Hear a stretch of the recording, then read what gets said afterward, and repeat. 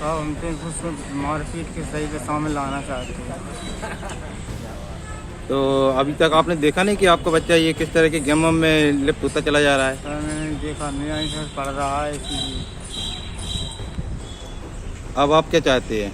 इसको अच्छी तरह से सुधार कर रखेंगे सर। पास आया और परसों और उनको एक लेटर दे गया। पापा जी ने तब तक उठकर उसको बुलाया तो वो दौड़कर भाग गया।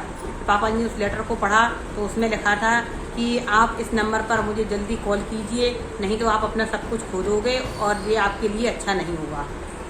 इस तरह से उसने एक लेटर दिया, उसमें एक मोबाइल नंबर लिखा था। हम लोगों ने उस पर कॉल किया, हमने, हमारे पति ने, लेबर ने, लेकिन उसने कोई कॉल नहीं उठाया, घंटी जाती रही। उसके बाद हम लोग बैठ गए कि पता नहीं कोई बच्चा होगा शैतानी करके दे गया होगा।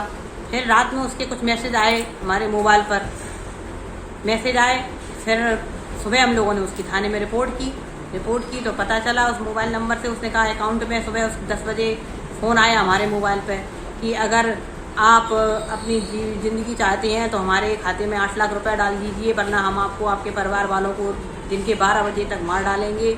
और हमारे पतिदेव भी जाते हैं वहाँ मंदिर पर, बोले हमें अकेले में मिलते हैं मंदिर में, बाबा जी के खेत में और पुलिया पे, तो हम उनका कभी भी मर्डर कर सकते हैं। हमारे देवर की लोकेशन भी उसने की बताया कि हम आपको वहाँ भी मार सकते थे, आपके घर में बच्चे हैं, इस प्रकार की उसने हमें धमकी दी और 8 लाख रुपए की मांग की। क्यों आपने जो धमकी भरा चिट्ठी लिख के शर्मा जी के यहाँ फेंकी थी, उसका कारण क्या था? मेरे दोस्त ने बोला था। है? मेरे दोस्त ने बोला था। क्या बोला था आपके दोस्त ने? कि पैसे मिलेंगे, ऐसा करो। आप कौन सी कक्षा में पढ़ते हैं? 12 में आपको ये पता नहीं है कि यह कार्य गलत है? पता है, फिर लेकिन दोस्त ने बोला। आपके दोस्त कौन कौन थे? रवि का अकेला पता है और फिर बाकी के उसको बता रही है। बाकी के उसको बस। हमने उससे बोला था भाई आप किस खाते में पैसे डालना पड़ेंगे, तो बोले जिस नंबर से आप बात कर रहे हो उसी नंबर से पैसे डाल दो आप। तो उस नंबर का जब हमने अकाउंट में लिंक किया और पता किया कि वो सुरेंद्र कुशवाहा के नाम से है, तब मुझे पता चला कि मतलब ये कौन लड़का है। तो हमने ये सब डिटेल ऊपर बताया था। ऊपर फिर पुलिस थाना प्रभारी के पास जो भी मैसेज आया ऊपर से, तो उसमें ये पता चला कि सुरेंद्र कुशवाहा नाम का कोई हमारे में लड़का है और उन्होंने सीधे जाके उसको पकड़ लिया। कल लेके भी आए थे वो उसको पकड़ने के बाद, और उसके ये सुनने में आया कि उसने 3-4 लोगों के और नाम बताए हैं और मेन अपराधी कोई और भी हो सकता है, ऐसा सुनने में आया था। हम लोग भी बैठे थे वहाँ पे, बट उसने नाम जो बताए थे वो पुलिस के सामने बताए थे, तो वो हम लोगों को क्लियर नहीं हो पाया था। गोपनीय रूप से हमें बताया 1-2 नाम, अब वो सही है गलत है ये पुलिस वाले क्लियर कर पाएंगे। हाँ, लेकिन ये सुनने में आया अभी कि वो उसको छोड़ दिया रात में और दूसरे अपराधियों को पकड़ा नहीं अभी तक, और मेन अपराधी को छोड़ दिया। अब मान के चलो वो कुछ हम लोगों के साथ घटना कर दे तो इसका कौन जिम्मेदार होगा?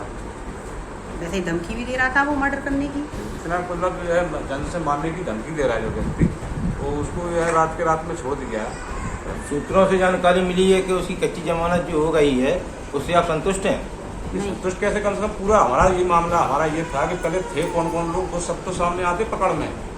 मेरे घर पर जो है एक लड़का एक पर्ची फेंक गया है कि इस नंबर पर बात कर लो। इसके बाद अगर मैंने उसको पर्ची को उठाकर पढ़ा तो उसमें लिखा था कि बात करो नहीं तो ठीक नहीं हुआ। तो इसके बाद जो है उसने फ़ोन से भी घर में फ़ोन लगाया कि कुछ पैसे उसने मांगे कि ऐसा मतलब इस प्रकार से हमारे पास और किसी को ये नंबर मत देना। तो तत्परता दिखाते हुए पुलिस ने जो है टीआई साहब के मार्गदर्शन में साइबर सेल की मदद से उसको लड़के को पकड़ा। उसके पास से वो जो जिस मोबाइल से उसने फ़ोन किया था उसको मोबाइल को उससे जब्त किया। तो उसने बताया कि हमने अपने साथी रवि कुशवाहा के साथ प्लान करके वो जो है फ्री फायर गेम होता है उसके लिए आईडी खरीदना चाहते थे। इसलिए हमने सोचा कि पैसे जो है इस प्रकार से ले, एक ही गांव के दोनों रहने वाले आवेदक और ये आरोपी एक ही गांव के रहने वाले ग्राम अमाहा के, तो उन्होंने जो है इस प्रकार से प्लान करके जो है पैसा लेने के लिए ये सब किया था। सर किन किन धाराओं में अपराध पंजीकृत इस पे जो है उसके आवेदन पत्र पर जो है 507, 384 IPC की धारा लगाई गई और उस पर प्रकरण का पंजीबद्ध करके उसको गिरफ्तार भी किया और उससे जो है उससे वो मोबाइल भी जब्त किया। सर सुनने में आ रहा है, सूत्र बता रहा है कि उसे कच्ची जमानत देकर छोड़ भी दिया गया है। ऐसे सुप्रीम कोर्ट के रूलिंग है कि 10 साल से 7 वर्ष से जिनमें कारावास कम है उनको जो है हम धारा 41A का नोटिस दे करके फ्री कर। सर अभी जो पीड़ित परिवार आरोप लगा रहा है कि इन बच्चों के माध्यम से उन्हें धमकियां मिली हैं, कभी भी उन्हें जान माल का खतरा हो सकता है। अब इतनी बड़ी वारदात होने के बाद यदि कोई घटना घट सकती है तो उसके लिए जिम्मेदार कौन होगा? जब हमने इतनी तत्परता से साइबर सेल की मदद से अपने टीआई साहब के साथ मिलकर जो है उसको तुरंत 1 घंटे में कार्रवाई कर ली है और उसके जो साथी हैं उन पर भी दबाव बन रहा है, उनको भी गिरफ्तार करेंगे, उनको भी पकड़ेंगे। इसके बाद ऐसी कोई बात नहीं है कि कोई धमकियां देंगे। उनने जो है फ्री फायर गेम के लिए आईडी खरीदने के लिए सर आपने जब सवाल का सही जवाब नहीं दिया। हम आपसे ये पूछ रहे हैं कि वर्तमान में पीड़िता के द्वारा आरोप लगाया जा रहा है कि इतनी धमकी भरे खत आए हुए हैं, इसके साथ साथ उनके द्वारा फोन के माध्यम से भी धमकी दी गई है, फिर भी पीड़िता को कच्ची जमानत देकर छोड़ दिया गया है।